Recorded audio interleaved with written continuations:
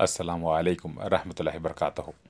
प्यारे भाइयों बहनों, मोहतरम और अजीज़ दोस्तों, बुज़ुर्गों, जाहिर सी बात है वो दिन मुझे अब भी याद है। को बुलाया कि ऐसा नहीं कर सकते सर। आप बैठिए, आप बैठो, बैठिए बैठिए, आप जेंटली बोल रहे हैं। आराम से बैठिए, आराम से बैठिए, बैठिए बैठिए, अंदर बैठिए, आप बैठिए बैठिए, हाँ बैठिए बैठिए बैठिए, आराम से बैठिए, आराम से बैठिए, आराम से बैठिए, आराम से बैठिए, मुझे अंदर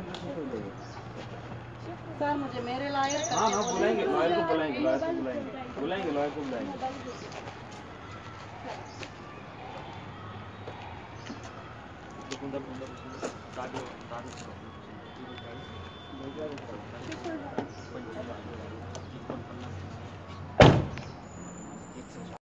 इस वीडियो को ऑलरेडी आपने देखा होगा।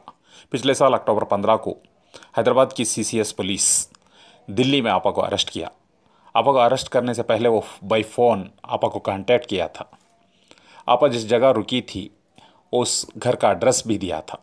बाद में हैदराबाद की सीसीएस पुलिस अचानक में वहाँ पहुंची और अनएक्सपेक्टेडली आपा को अरेस्ट किया। दूसरे ही दिन हैदराबाद का पुलिस ऑफ कमिश्नर एक प्रेस कॉन्फ्रेंस बुलाया और आपा के अरेस्ट को ऑफिशियली अनाउंस किया। इसके बाद 2 ही दिन के अंदर आपा को हैदराबाद के न्यामपल्ली कोर्ट से ज़मानत मिल गई। आपा के वकील कोर्ट से आपा की ज़मानत कापी लेकर तुरंत उसी दिन शाम 6 बजे के अंदर जेल पहुंचकर आपा को घर लेके आना था, मगर इस काम में वो नाकाम रहे। इसकी वजह कोर्ट से राइट टाइम पर हमारे वकील को जो भी ज़मानत की कापी मिलना था नहीं मिली होगी। इसका भरपूर फ़ायदा हैदराबाद की पुलिस वाले उठाए। तुरंत इन्होंने बॉम्बे की पुलिस को अलर्ट किया। बॉम्बे की पुलिस रातों रात हैदराबाद चंचलगुड़ा जेल पहुंची। सुबह सवेरे आपा को चंचलगुड़ा जेल से बॉम्बे की ईओडब्ल्यू पुलिस, जे मार्ग की पुलिस दोनों भी मिलकर बॉम्बे लेकर गए। उसका नज़रिया ये वीडियो है। ग्रुप ऑफ कंपनी की सीईओ मोहतरमा आलिमा डॉक्टर नोएरा शेख को लोकल कोर्ट से ऑलरेडी बेल मिल चुकी थी। हैदराबाद पुलिस को भी ये पता था, फिर भी रातों रात मुंबई की ईओडब्ल्यू के हवाले आपा को करने की क्या अर्जेंसी थी हैदराबाद पुलिस को? क्या इसके पीछे किसी का प्रेशर था? ये खुद पुलिस ही बता सकती है रियल रीज़न क्या है। इसके बाद सुबह सवेरे मुंबई की पुलिस, ईओडब्ल्यू और जेजेमार की पुलिस होगी मोस्ट प्रोबेबली, किस बर्ताव से आपा को चंचलगुड़ा जेल से मुंबई तरफ लेकर गई एक कार के ज़रिए, आप खुद वीडियो में देखा है। मुंबई पुलिस वालों का यह बर्ताव क़ानून की नज़र में क्या ठीक है? मुजरिम कोर्ट के आर्डर से आज़ाद होने से पहले ही उनको फिर से मुंबई पुलिस के हवाले कर कर अरेस्ट करवाया गया। मुंबई के कोर्ट में उनको पेश किया गया। इसको मद्देनज़र रखते हुए इंडिया के अंदर अरेस्ट के वक्त खातून के, मुजरिम खातून के हुकूक़ के बारे में कुछ बातें आपके सामने मैं रखना चाहता हूँ। ये बातें सिर्फ आपकी जानकारी के लिए हैं, क़ानूनी जानकारी के लिए है। और बहनों, इंडिया के अंदर कोई भी शख्स के अरेस्ट के पीछे कई कारण होते हैं। उसमें से पहला कारण है पब्लिक इंटरेस्ट को सेफ गार्ड करना। खुद मुजरिम को पब्लिक के संभव हमले से बचा लेना। जो मुजरिम है वो और ज़्यादा अपराध करने से रोकना। अरेस्ट करने के बाद मुजरिम को अप्रोप्रिएट कोर्ट के सामने पेश करना बहुत ही ज़रूरी होता है। इससे वो इंसाफ ले सकता है। गलती की है तो सज़ा भी उसको मिल जाती है। कोई भी मुजरिम को यानी कि शख्स को अरेस्ट करने के बाद अप्रोप्रिएट कोर्ट के सामने इंक्वायरी के लिए उनको पेश करना बहुत ही ज़रूरी होता है। इंक्वायरी का सामना कर कर मुजरिम इंसाफ पा सकता है। गलती की है तो उसको सज़ा भी होगी। अवश्य है तो मुजरिम को ज़मानत देकर इंक्वायरी को कंटिन्यू किया जाता है। भाई और बहनों, क्रिमिनल प्रोसीजर कोड CRPC 1973 और 2005 सेक्शन 80/1 के तहत कोई भी महिला आरोपी को गिरफ्तार करने से पहले गिरफ्तारी की वजह और बुनियाद को जांच ऑफिसर बताना ज़रूरी है। जांच ऑफिसर से इसके बारे में इंफॉर्मेशन लेना महिला आरोपी का हक है।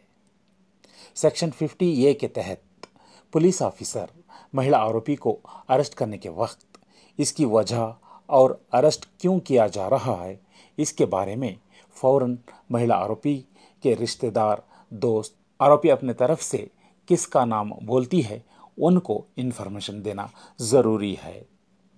पुलिस अधिकारी का ये भी फर्ज है कि आरोपी महिला हो या पुरुष उसको गिरफ्तार करने के वक्त नहीं तो गिरफ्तार करने के लिए उनके हुकूक के बारे में मुतला यानी कि सूचित करना ज़रूरी है। CRPC सेक्शन 50(2) के तहत बेल पाने के हुकूक के बारे में इंफॉर्मेशन देना पुलिस का फ़र्ज़ है, यानी कि मुस्लिम को बेल ले सकती है या नहीं ले सकती है, इसके बारे में इंफॉर्मेशन पुलिस ऑफिसर मुस्लिम को अरेस्ट के बाद देना पड़ेगा। CRPC सेक्शन 56 के तहत गिरफ्तारी के बाद बिना देरी किए यानी कि 24 घंटों के अंदर मैजिस्ट्रेट कोर्ट में पुलिस आरोपी को पेश करना भी ज़रूरी है। CRPC सेक्शन 76 के तहत आरोपी को अरेस्ट करने के बाद 24 घंटों से ज़्यादा वक्त पुलिस उसको अपनी कस्टडी में नहीं रख सकती। अगर किसी भी आरोपी यानी अरेस्ट हुआ आदमी को 24 घंटों से ज़्यादा जांच के लिए पुलिस अपनी कस्टडी में लेना चाहती है तो मैजिस्ट्रेट कोर्ट की मंजूरी और कोर्ट का आदेश ज़रूरी है। पुलिस कोई भी आरोपी को अरेस्ट करने के बाद अपने लिए अपने वकील को अपॉइंट करने का हक आरोपी को मिलता है। अरेस्ट करने के वक्त या बाद कोई भी आरोपी के ऊपर मारपीट यानी कि मैन हैंडलिंग और हथकड़ी डालना गैर कानूनी है। गिरफ्तार औरत की तलाश। एक खातून को औरत पुलिस ही तलाश या अरेस्ट कर सकती है।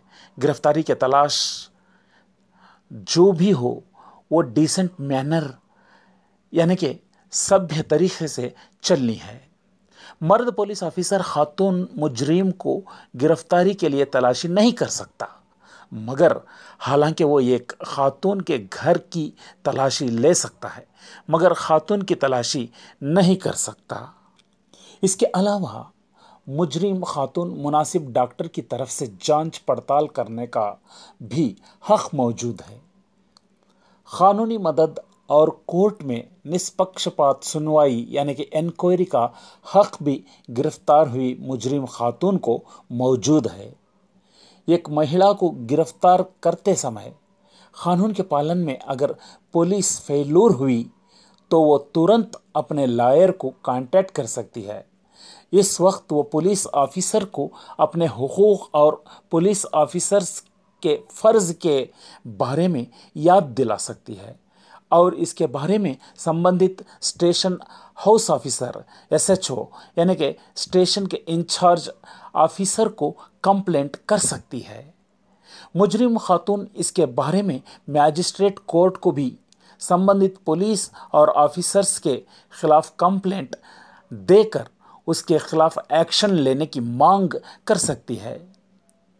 ऐसे वक्त पुलिस ऑफिसर के डिसिग्नेशन यानी कि वो किस पोस्ट में काम कर रहा है उसको गौर करना ज़रूरी है और मुजरिम खातून पुलिस ऑफिसर्स के गैर कानूनी हरकतों से अपने सामने आने वाली समस्या के बारे में क्लैरिटी यानी कि स्पष्टता लेने के लिए उनके नामों पर ध्यान दिया जाना चाहिए।